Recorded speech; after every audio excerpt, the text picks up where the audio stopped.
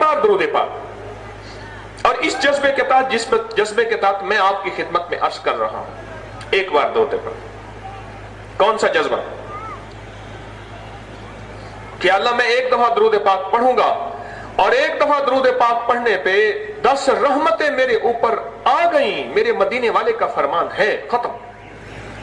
ना अपील की जरूरत है, ना दलील की जरूरत है, ना वकील की जरूरत है। मेरे आका ने फरमा दिया, सारी कायनात टूट के टुकड़े टुकड़े हो सकती है, मेरे मदीने वाले का फरमान रोज़े अव्वल से लेकर रोज़े आखिर तक हक है, सच है। वकफा बिल्लाहि वलियम वकफा बिल्लाहि नसीरा। एक दफा दरूद पाक। मैंने कई लोगों को यह नुस्खा बताया।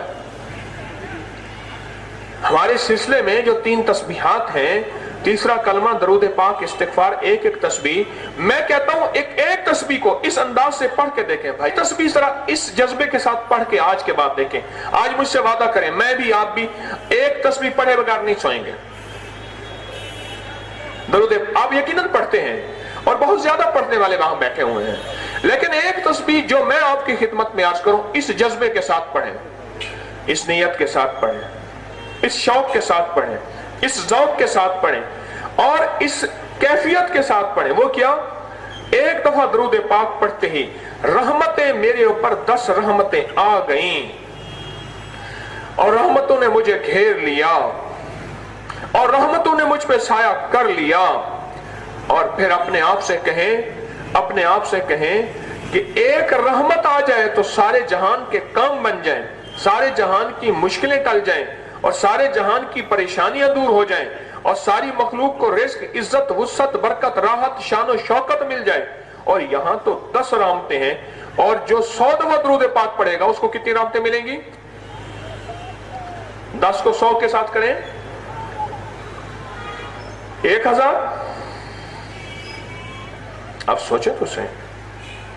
मैंने उससे कहा कोई जिन वगैरह नहीं है, एक दफा दरूद पाक इस तस्बीह के साथ पढ़ और कह मैं हर वक्त उसकी रहमत में हूं, हर वक्त उसकी छतरी में हूं, हर वक्त उसकी छांव में हूं। एक अफीसर थे, उनकी तरक्की ना हुई, हक भी बनता था, तरक्की ना हुई, उसी में टेंशन में चले गए, एंग्जाइटी में चले गए और इतनी टेंशन में चले गए कि बेचारे न दिन के, न रात के, न दुनिया के, न जहान के, कोई होश नहीं, कोई खबर नहीं, बस इसी परेशानी में चले गए। मैं हर किसी को एक वजीफा नहीं बताता, मैं किसी को क्या देता हूं, किसी को क्या देता हूं। डॉक्टर क्या किसी को सबको एक ही दवाई देता है? हाल के मुताबिक, मरीज की हालत के मुताबिक, उसकी बीमारी, उसकी तकलीफ, उसकी उलझन के मुताबिक मैं उसको देता हूं।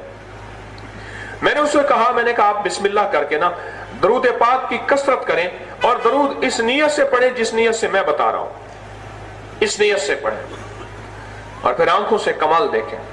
जज्बे के साथ एक एक दरूद को, एक एक दरूद पाक को डूब के पढ़ें। एक है 5 मिनट में एक तस्बीह खत्म करें, एक है 20 मिनट में 100 दफा पढ़ें, उसमें इसमें बड़ा फर्क है। हर दरूद पाक को इस नियत के साथ पढ़े कि इसका असर मेरे ऊपर पड़ रहा और रहमतें आ रही, रहमत आएगी, बीमारी टल जाएगी, रहमत आएगी। मैदे का निजाम खराब है तो ठीक हो जाएगा, जिगर का निजाम खराब है तो ठीक हो जाएगा। आखिर क्यों, मैं आपसे एक सवाल करूंगा, आखिर क्यों सारी इलाज के बाद कहते हैं दुआ करें, सारी दवाओं के बाद कहते हैं दुआ करें? आखिर क्यों इक्तिदार मिल जाता है, मुल्क का बादशाह हाथ में तस्बीह लेके फिरता है? वो तो मुल्क का वजीर आजम है, मुल्क का सदर है, मुल्क का बादशाह है, फिर हाथ में तस्बीह क्यों? फिर किसी बाबे के पास दुआ कराना क्यों? फिर अल्लाह वालों की खिदमत में दुआओं करना क्यों? आखिर